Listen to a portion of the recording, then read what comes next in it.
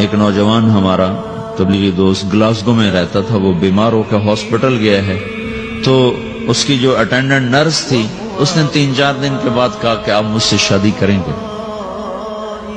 اس نے کہا میں مسلمان ہوں، تم کرسچن ہو؟ کہا میں مسلمان ہو جاؤں، اگر آپ شادی کرتے تو میں مسلمان ہوتا۔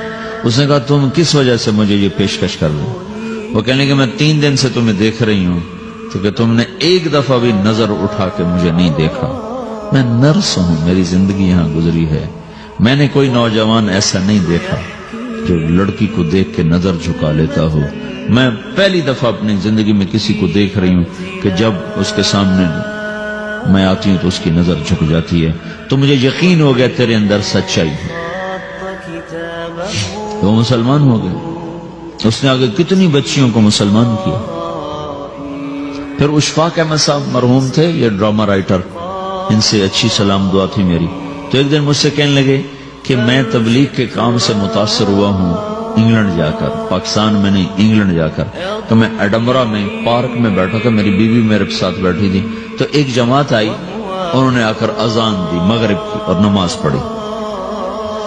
نماز کے بعد 13-14 لڑکیاں بھاگ کے آگے آئیں ان سے بات کرنے کے لیے، تو میں نے بیوی سے کہا آؤ سنو یہ کیا کہنے کہتے ہیں، تو کہا ہم دونوں بھی پہنچے، تو جس نے جماعت کرائی تھی اس کو ایک لڑکی آگے بڑھ کے کہتی آپ کو انگلش آتی؟ کہا جی آتی ہے۔ کہا آپ نے کیا کیا ہے؟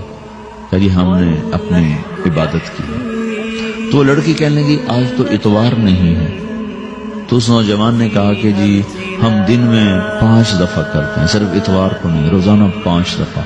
وہ لڑکی کہنے لگی یہ تو بہت زیادہ ہے، آپ اس کو کیسے نبھاتے ہیں؟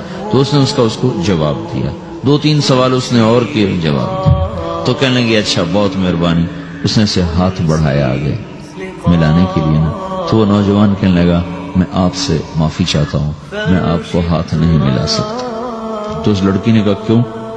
کہ یہ ہاتھ میری بیوی کی امانت ہے اور کسی کو نہیں لگ سکتا۔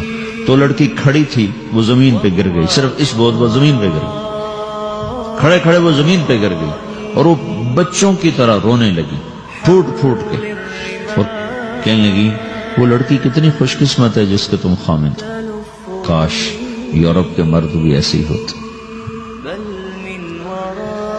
جس رب نے نفسیات بنائی ہے وہ اگر کوئی عورت کپڑے اتار دے تو اس کی نفسیات بدل جاتی، چاہے وہ مغرب میں پیدا ہو چاہے وہ مشرق میں پیدا ہو۔ عورت کی نفسیاتی حیا ہے اور وفا ہے، کسی وفادار کی تلاش ہے، تو وہ اس کو پتہ بھی نہیں ہے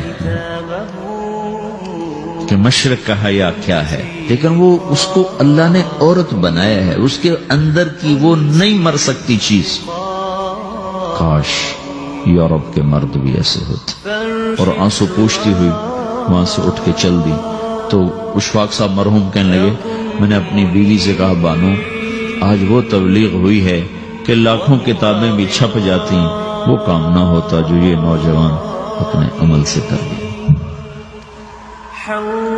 تو میرے عزیزو کٹی پتنگ نہ بنو، اپنی کٹی پتنگ کی منزل کوئی نہیں رہتی۔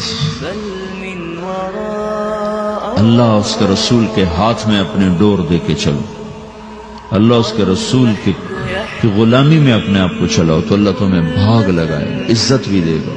اپنی منمانی میں کوئی راحت نہیں، اللہ کی قسم کوئی راحت نہیں۔ 6 بر اعظم پھر کے تمہیں بتا رہا ہوں کہ جو اپنی ترتیبوں پر چلنے والوں کے دکھ آپ لوگ اندازہ نہیں لگا سکتے۔ چلنا ہے تو اللہ اس کے رسول کی زندگی کو اپنا کے چلو، اللہ تمہاری دنیا بھی سکھ والی بنائے گا، آخرت بھی سکھ چین والی بنائے گا۔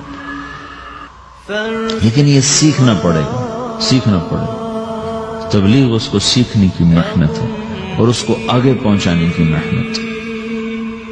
تو یہ عمر ہے، اس وقت ساری دنیا اسلام کے لیے تیار ہے، چونکہ نظریاتی طور پر دنیا شکست کھا چکی، کسی کے پاس کچھ نہیں۔ تو ہمارے پاس ایک ایسا خوبصورت نظریہ ہے کہ جو ان کو بڑی تیزی سے اپنی طرف کھینچ سکتا ہے، اور اللہ کا احسان ہے کہ تیزی کے ساتھ نسلوں کا رخ اللہ کی طرف ہو رہا ہے۔ تھوڑی ہمت کرو، چھٹیوں کا وقت تبلیغ میں دو، باقی وقت اپنی تعلیم کو دو، گھر جاؤ تو ماں باپ کے خادم بن کے رہو، نوکر بن کے رہو۔